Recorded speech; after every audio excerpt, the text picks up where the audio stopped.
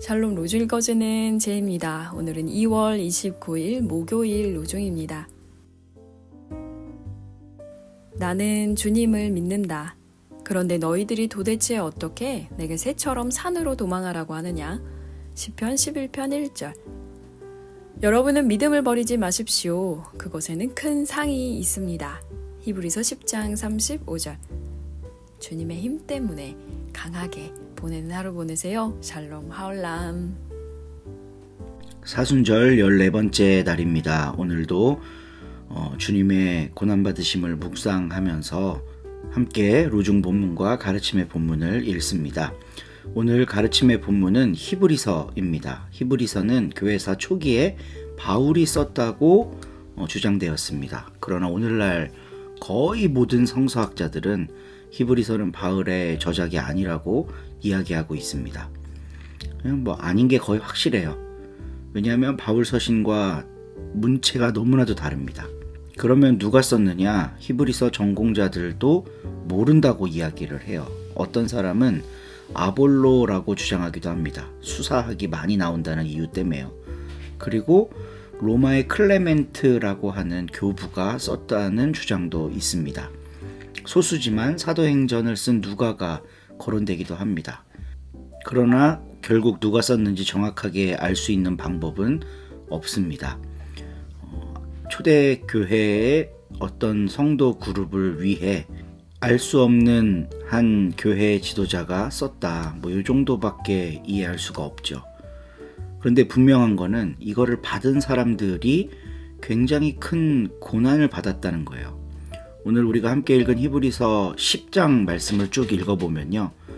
여러분은 빛을 받은 뒤에 고난의 싸움을 많이 견디어낸 그 처음 시절을 되새기십시오 라고 32절에 기록하고 있습니다. 그 다음 절도 여러분은 때로는 모욕과 환난을 당하고 구경거리가 되기도 하고 그런 처지에 놓인 사람들의 친구가 되기도 했습니다.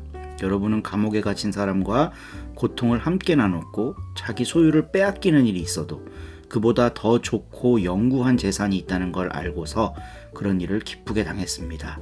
라고 기록을 하고 있어요. 그러니까 히브리서 그 수신자 그룹이 결코 녹록한 삶을 살진 않았다는 것을 미루어 짐작해 볼 수 있습니다. 그러면서 그 이야기의 끝에 가르침의 본문이 펼쳐집니다. 그러므로 여러분의 확신을 버리지 마십시오. 그 확신에는 큰 상이 붙어 있습니다. 지금 편지를 쓴 사람은 수신인들에게 과거를 회상시킴으로써 수신인들이 믿음을 잘 지킨 것을 격려하고 칭찬하고 있습니다. 그리고 그들이 그렇게 견딘 삶의 끝에 하나님께서 주실 복에 대해 이야기를 하고 있죠. 신앙은 필연적으로 고난을 불러오나 봅니다. 초창기에는 그게 엄청 충격적이고 견디기 힘든 거일 수도 있어요. 그런데 그 신앙을 갖게 된 동기를 끝까지 되새기면서 믿음을 버리지 말 것을 히브리서 저자는 이야기합니다. 오늘날 우리들에게도 매우 유용한 말씀이라고 할 수 있습니다. 모태신앙인 저는 신앙을 가지면서 어떤 삶의 충격이나 주위 사람들로부터의 지탄 이런 걸 경험해 본 적이 없어요. 근데 어떤 의미에서는 신학을 공부하고 방향성을 새롭게 설정하고 믿음이란 무엇인가에 대해 진지하게 고민하면서부터는 그런 갈등과 어려움들이 생깁니다. 일단 내면적으로는 기존에 내가 갖고 있던 그 신앙을 내려놓고 새로운 걸 추구하며 살아야 되기 때문에 내적 갈등이 있었고 그 길을 가는 과정에 이걸 지지하고 동의하지 않는 교권을 만나게 되면서 두려움을 느끼기도 했죠. 그러니까 어떤 의미에서는 모태신앙인 저는 참 신앙을 갖게 된 포인트가 상당히 삶의 중후반기라고 할 수 있겠습니다. 여러분들은 어떠신가요?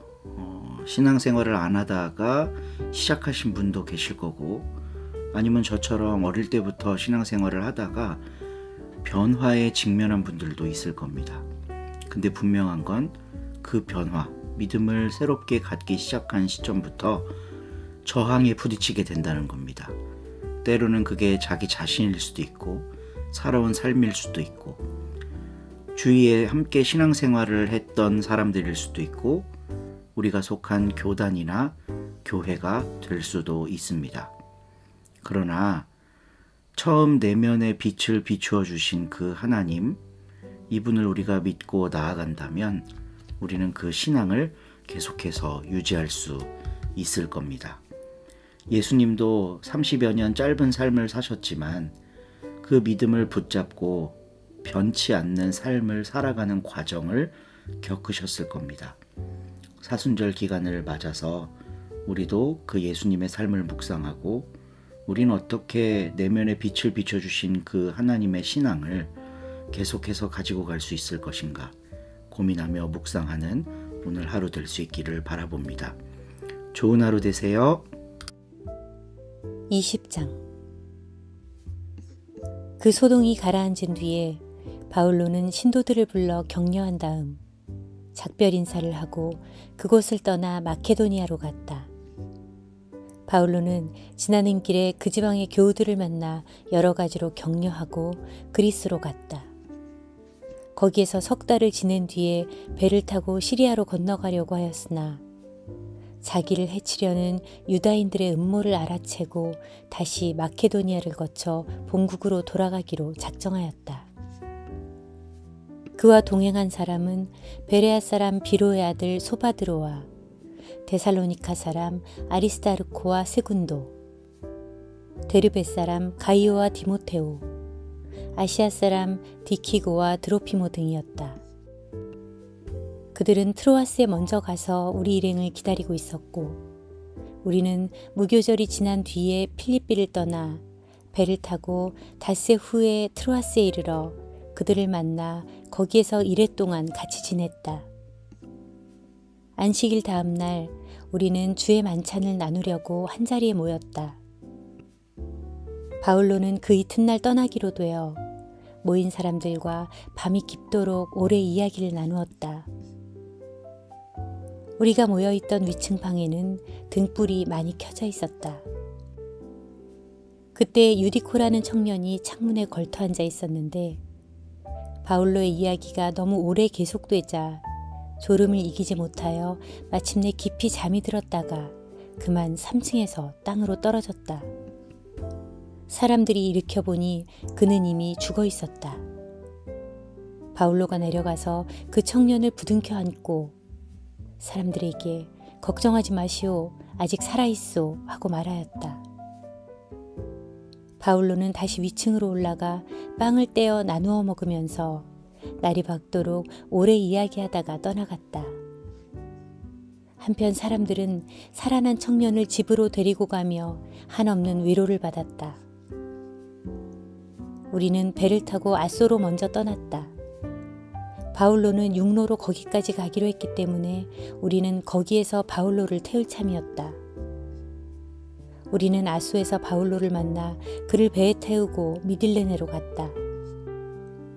그리고 이튿날 거기를 떠나 키오스 섬 앞바다에 이르렀고 다음날 사모스 섬에 들렀다가 그 다음날에는 밀레도스에 도착하였다. 바울로가 아시아에서 시간을 허비하지 않으려고 에페소에는 들르지 않기로 하였던 것이다. 그는 할 수만 있으면 오순절을 예루살렘에서 지내려고 서두르고 있었다. 밀레도스에서 바울로는 에페소에 사람을 보내어 그 교회 원로들을 불렀다. 원로들이 오자 바울로는 이렇게 말하였다. 여러분은 내가 아시아에 발을 들여놓은 첫날부터 지금까지 여러분과 함께 어떻게 지내왔는지를 잘 알고 있습니다. 나는 유다인들의 음모로 여러 차례 시련을 겪으면서도 눈물을 머금고 온갖 굴욕을 참아가며 주님을 섬겨왔습니다. 그리고 여러분에게 유익한 것이라면 하나도 빼놓지 않고 공중 앞에서나 여러분의 가정에서 전하며 가르쳤습니다. 그리고 유다인에게나 이방인에게나 똑같이 회개하고 하느님께 돌아와 우리 주 예수를 믿어야 한다고 애써 권면하였던 것입니다.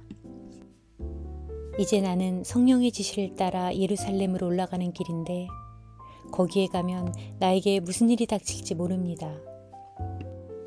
다만 내가 아는 것은 내가 어느 도시에 들어가든지 투옥과 고통이 나를 기다리고 있다는 것을 성령께서 나에게 일러주신다는 사실입니다. 그러나 내 사명을 완수하고 하느님의 은총의 복음을 전하라고 주 예수께서 나에게 맡겨주신 임무를 다할 수만 있다면 나는 조금도 목숨을 아끼지 않겠습니다. 나는 이제 분명히 압니다. 여러분은 모두 내 얼굴을 다시는 보지 못하게 될 것입니다. 내가 여러분과 함께 지내는 동안 하느님 나라를 줄곧 선포하였으니 앞으로 여러분 가운데 누가 멸망하게 되더라도 나에게는 아무런 책임이 없다는 것을 이 자리에서 분명히 말해두는 바입니다. 나는 하느님의 모든 계획을 남김없이 여러분에게 전해주었습니다. 여러분은 늘 자신을 살피며 성령께서 맡겨주신 양떼들을 잘 돌보시오. 성령께서는 여러분을 감독으로 세우셔서 하느님께서 당신 아드님의 피로 값을 치르고 얻으신 당신의 교회를 보살피게 하셨습니다. 내가 떠나가면 사나운 이리떼가 여러분 가운데 들어와 양떼를 마구 해칠 것이며 여러분 가운데서도 진리를 그르치는 말을 하며 신도들을 이탈시켜 자기를 따르라고 할 사람들이 생겨날 것은 분명합니다. 그러므로 여러분은 언제나 깨어 있으시오. 그리고 내가 3년 동안이나 밤낮으로 눈물을 흘리며 각 사람에게 쉬지 않고 훈계하던 것을 잊지 마시오. 나는 이제 하느님과 그의 은총의 말씀에 여러분을 맡깁니다. 그 말씀은 여러분을 완전한 사람으로 키울 수 있으며 모든 성도들과 함께 유산을 차지하게 할 수 있습니다. 나는 누구의 은이나 금이나 옷을 탐낸 일이 없습니다. 여러분도 알다시피 나와 내 일행에게 필요한 것은 모두 나의 이 두 손으로 일해서 장만하였습니다. 나는 여러분도 이렇게 수고하여 약한 사람들을 도와주고 또 주는 것이 받는 것보다 더 행복하다 하신 주 예수의 말씀을 명심하도록 언제나 본을 보여왔습니다. 바울로는 이 말을 마치고 그들과 함께 무릎을 꿇고 기도를 드렸다. 그들은 모두 많이 울었으며 바울로의 목을 끌어안고 입을 맞추었다. 그들을 가장 마음 아프게 한 것은 다시는 자기 얼굴을 보지 못하리라고 한 바울로의 말이었다. 그들은 바울로를 배에까지 전송하였다. 아멘.